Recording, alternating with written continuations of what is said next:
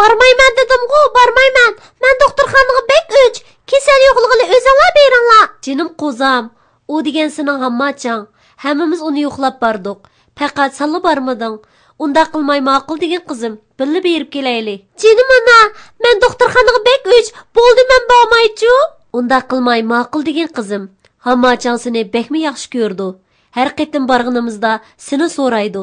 Bir qitim bo'lsa-mu berib yo'qlab kelsang nim bo'ladi? Voy jon ana. Cheksiz kuch qudratga ega yagona mavjudiyat Alloh taolodir. Kela o'g'lim, yinimga kel. Yaxshi turyotamsiz bova? Alhamdulillah, yaxshi bolam. Sanchi? Qani kela ali. Fatimaga nim bo'ldi? Men mushish uchun kelgan edim bova. Meni opam avatdi. Fatimaga gap anglitolmabdi. Doktorxonadagi amachamni yo'qlab keldik-emiz. Fatima doktorxonaga bormayman deb turyapti. Opam meni sizning yoningizga avatdi. Sizni Fatimani doktorxonaga berishga ma'qul keltiralaydi deydi. Ha, tushundim bolam. Fatima bilan o'zim so'zlashay. Bova, qanday ahvolingiz? Alhamdulillah, yaxshi qizim. Sen yaxshi turyotamsan? Allohga shukr. Yaxshi turyapman. Meni chaqirib ekansiz bova. Nima ish bor edi? Qana o'ltira qizim. Anglasam, onang bilan birga hamachangni yo'qlab berishga unumabsan. Aytqina qizim, nima ish qilmading? Meningcha bir berib hamachangni ko'rib kelsang yaxshi bo'lardi. Men doktorxonada faqat yoqtirmayman bova. Shunga bormayman degandim. Jinim qizim, kasal yo'qlash bizning majburiyatimiz. Og'riq kishi osonla yolg'izlik tortib qoladi. Meningcha hamachang seni ko'rsa, cho'qim xo'shal bo'lib ketadi. Shuning bilan kasallik azobimi yeniklab qoladi. Ya'ni shuni unutmag'in qizim. Kasal yo'qlash tuqqandorchilik rishtini kuchaytiradi. Payg'ambarimiz Muhammad alayhissalom musulmonlarning o'zaro bir-birini yo'qlab turishlarini tavsiya qilib, jannat diniy qarindishini ziyorat qilgan va uningga yordam qilgan kishining uyidir degan. Shunga layoqatlik bir musulmon og'rib qolgan do'stini yo'qlaydi. Boshqa kun tushganda uningdan yordamini aymaydi. Biz og'riqlarni yo'qlab, ularga ruhiy jihatdan tasalli bersak, ularning kesilimi tezli shifo topadi. Bizmi ularning rahmatiga erishimiz. Undaqda kasal yo'qlash bek savobli ishkan-ku bova. Albatta o'g'lim. Islom dinimiz sevgi, muhabbat, qarindoshlik dinidir. Bulardan boshqa yana bir muhim masala bor. Nima masala u? Onasining so'zini anglash. Balalar har vaqt ota-onaning so'zini anglashi kerak. Bu haqda Alloh taolo Qur'oni Karimda mundoq degan: Parvardigoringlar faqat uning o'ziga ibodat qilishinglarni va ota-onanglarga yaxshilik qilishinglarni tavsiya qildi. Ularning biri yoki ikkilisi sening qo'l ostingda bo'lib yashnab qolgan bo'lsa, ularga o'hoy demagin, ya'ni malollikni bildiradigan shunchalik so'zni qilmagin. Ularni dushkanlamagin. Ularga hurmat bilan yumshoq so'z qilgin. Demak, biz va farzandlar ota-onamizning so'zini anglashimiz lozim. Qizim, onangning so'zini anglab, doktorxonaga borgin. Hammanglardan kechirim so'rayman. Xato qilganligimni tunib yetdim bova. Tez berib, onangdan kechirim so'rgin qizim. Hozirla boray, jinim bova. Fatima, endi berib hamachimizni yo'qlab kelaylimi? Shunda qilayli, birga berib yo'qlab kelayli. Alloh sizlardan rozi bo'lsin bolarim. Sizlar mengacha men sizlarga payg'ambar alayhissalomning hayoti haqida ozroq so'zlab beray. Qandoq deysizlar? Quraysh arablari Ka'bani remont qilish uchun ish boshladi degan yerda to'xtagan edi-ku deyman. Quraysh Ka'baning buzilgan yerlarini remont qilib bo'lgandan keyin Hajarul Aswadni o'rniga elib qo'ymoqchi bo'lganda, Qurayshning qotilari kimning qo'yishi to'g'risida talash-tortish qildi. Abu Talib, nima qilmoqchisan? Hajarul Aswadni o'rniga elib qo'ymoqchiman. Bu sharafli ishni o'z oldingga qila olmaysan. Nemishqa qilamoqdakman? Biz degan Ka'baning qo'g'dug'uchilari tursak. To'g'ri, lekin Ka'bani qayta bino qilishda bizning majrimiz bor. Biz Umayya jamoati Makkaning otliq qo'shinlarining qo'mondoni. Shunga bu sharafli ish bizga mansub bo'lish kerak. Meningcha bu sharafli ish Ka'bani qo'g'dug'uchilarga mansub bo'lsa eng muvaffaq. Ka'bani qo'g'duvchilar bilan bu ishning nima munosabati bor? Ka'bani qayta bino qilishda hammamiz o'xshash kuch chiqardik. Shunga bu sharafli ishdan hammamiz o'xshash bahramlasak bo'lmas. Hech kim bu sharafga o'z oldimga ega bo'laman deb xam xiyol qilmasin. Nima ish qilyapsizlar? Hoy, qilichinglarni yig'ishtiringlar. Hey, Abduttar jamoati, ko'rmayapsizlar. Ka'bani qo'g'duvchilar biz tursak, ularning bu ishni bizdan talishayotgani nemisi? Hey Abu Talib, sendin Ka'bani qo'g'dash ishini tartib olayli demidik-ku. Toshni o'rniga qandoq qo'yimiz deyishyapmiz. Binoga hammamiz o'xshash kuch chiqardik. Toshnimi hammamiz qo'ysak muvofiq bo'ladi. Varangchirin qilmanglar, gapimni anglanglar. Qani, qo'liqimiz siladi. Bu ishda men sizlarni yarashtirib qo'ysam, qandoq deysizlar? Qani amsa, o'zlari yarashtirib qo'ysizlar. Biz o'zlarining yarashtirib qo'yishlarini xohlamaymiz. Amsa Bani Shayba ishigidan birinchi bo'lib kirgan kishi sizlarni yarashtirib qo'ysin. Bu yaxshi gap bo'ldi. Amsa, eshikdan birinchi bo'lib kiradigan kishini saqlayli. Quraysh eshikning yanida kiradigan kishini saqladi. Eshikdan birinchi bo'lib kirgan kishi payg'ambar alayhisalom bo'ldi. Bu vaqtda hammasi birdek as-sodiq, al-amin, eng ishonchli, eng rostchil kishi deb cho'qirishib ketdi.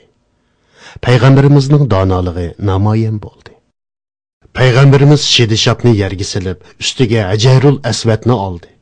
Ondan har qaysi qabila boshliqlarini shidishobning burjigidan tutib ko'tarishiga buyurdi. Muborak qo'li bilan shidishob ustidagi toshni ilib o'z joyiga qo'ydi. Shunda qilib payg'ambarimiz Muhammad alayhissalom bu ish sababli qon to'kilishining oldini oldi. Bu voqea payg'ambarimizga payg'ambarlik vazifasi berilishdan 5 yil burun yuz bergan bo'lib, payg'ambarimiz bu vaqtda 35 yoshda edi. Payg'ambarimiz 40 yoshlarga kirganda hech kim bormaydigan xoli yerlarga berib, Allohga yaqinlashish uchun koinotni tafakkur qilishga boshladi. Qanday yaqinlashish o? Allohga yaqinlashish, Allohga ibodat qilish demakdir. Payg'ambarimiz bu ibodatni yolg'iz qolganda, tinish yerlarda qilgan. Payg'ambarimiz Makkaga yaqin bir tog'dagi Hiro degan g'orga borgan. Bu g'orda o'zi yolg'iz istiqomat qilish uchun Ramazon oylarini tanlab, butun oyni mushu g'orda o'tkazgan. Uning oziq-tulikini ayoli Xadicha tayyorlab bergan. Xadicha pat-pat payg'ambarimizning yeniga kelib turgan. Payg'ambarimiz payg'ambarlik kelishdan burun rost tushlar ko'rishga boshlagan. Rost tushlarmi? Shundoq bolarim. Vahiy eng dastlabida rost tushlardan boshlandi. Payg'ambar alayhissalomning ko'rgan tushlari tong nurdek ro'shan edi. Payg'ambarimiz kamolat yeshi bo'lgan 40 yoshga to'lganda g'ordagi istiqomati ko'payishga boshladi. Yolg'iz qilib dunyoning qorong'uligidan yiroqlashib Allohga yuzlandi. G'ordan o'zi yaxshi ko'rgan Makka shahriga ko'z tashladi. Dunyoni kimning yaratganligi haqida fikr yurgizdi. 3 xil yo'l orqali fikr yurgizdi. Birinchisi yolg'iz qilish, ikkinchisi ibodat qilish, uchinchisi Ka'baga qarash. G'orning kirishidan Ka'ba ko'rinadi. Payg'ambarimizning bu istiqomati Alloh taoloning uni paydin-pay kamolat darajasiga yetkazib, vahiy qabul qilishga ko'ndirish va payg'ambarlikdan iborat muqaddas vazifani berish uchun edi. Kunlarning birida u tog' ustida turganda uningga vahiy keldi. Bova, payg'ambarimizga vahiy kelganligini bizga kim yetkazdi? Aytqina bova, men bek qiziqib qelyapman. Bolarim, payg'ambarimizga vahiy kelganligini bizga Oyisha onamiz yetkazdi. Rasulullohga dastlabida tushi orqali vahiy kelishga boshladi. Bir kuni u Hiro g'orida edi. Uning yoniga farishta kelib, o'qi dedi. Rasululloh, men o'qishni bilmayman dedi. Farishta yana o'qi dedi. Bu ahvol 3 qatim takrorlandi. Uningdan keyin yaratgan Parvardigoringning ismi bilan o'qi degan tunji oyat nozil bo'ldi. Iqro bismi robbikallazi xalaq. Demak, Qur'oni Karimdan tunji bo'lib o'qi degan so'z nozil bo'lgan, shundaqmi bova? Bova, tunji bo'lib o'qi buyrug'ining nozil bo'lishidagi hikmat nima? Bolarim, buning nurg'un hikmati bor. O'qish ilm va madaniyat ochqichidir. İnsan o'qish orqali taraqqiy qiladi, ilm bilan yuksaladi. Shunga sen har doim bizni darsimizda o'qishga rag'batlantirib ekansan-da? Shundoq qizim, faqat maktabdagi darslikni o'qish bilan kifoyalansak bo'lmaydi. Foydali har qanday kitob bo'lsa o'qish lozim. Makka xalqi vahiy orqali berilgan bu payg'ambarlikdan xabar topdimi? Albatta xabar topdi o'g'lim. Eng dastlabida payg'ambarimizning yaqinlari xabar tepib, payg'ambar alayhissalomning payg'ambarligiga ishondi. Ayollardan tunji bo'lib, Xadicha onamiz musulmon bo'lib, payg'ambarimizni tasdiqladi.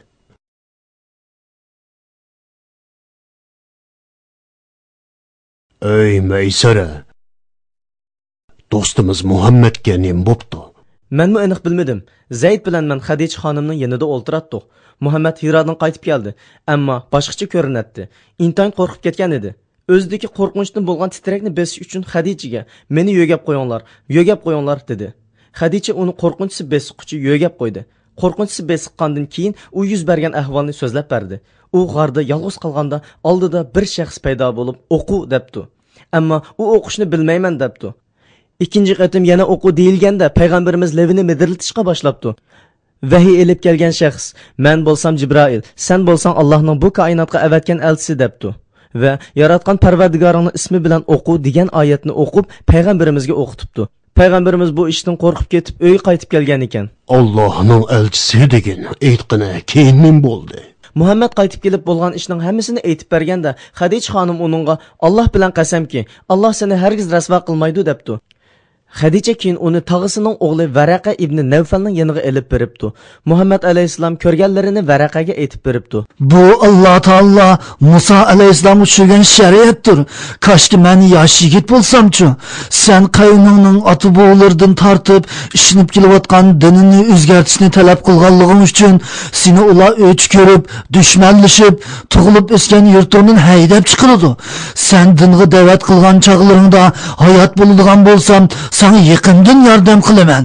Bu ishdan boshqalar xabar topdimi? Yo'q, bu ishni faqat uchimizla bilamiz. Boshqalar taxi bilmaydi.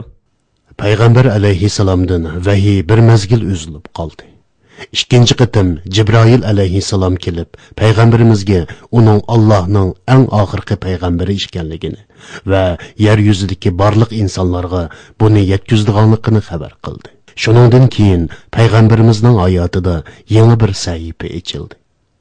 Uning vazifasi o'ziga kelgan vahiylarni kishilarga yetkazish edi. Payg'ambarimiz 40 yoshidan boshlab to'p-to'g'ri 20 yillik hayotini dinni da'vat qilishga otadi. Bu yo'lda yerib charchashni bilmadi. U bu dunyoda faqat o'zi uchun yashamadi. U umrini kishilarni islom diniga da'vat qilish bilan o'tkazdi. Payg'ambarimiz islomiyatga eng avval o'z yaqinlarini da'vat qildi. Xadicha onamiz tunji bo'lib islomiyatni qabul qildi.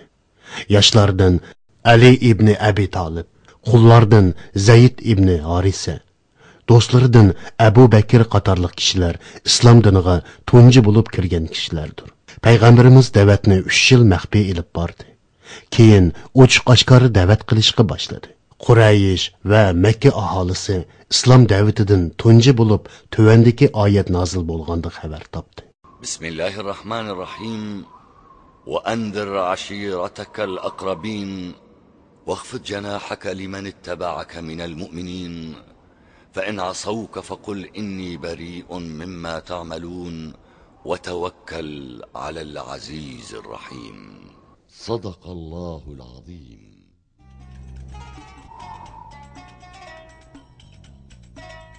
Ballarım, Allah xolisa, kelarki qatim sizlarga bu oyat nozil bo'lgandan keyin nima ishlar yuz berganligini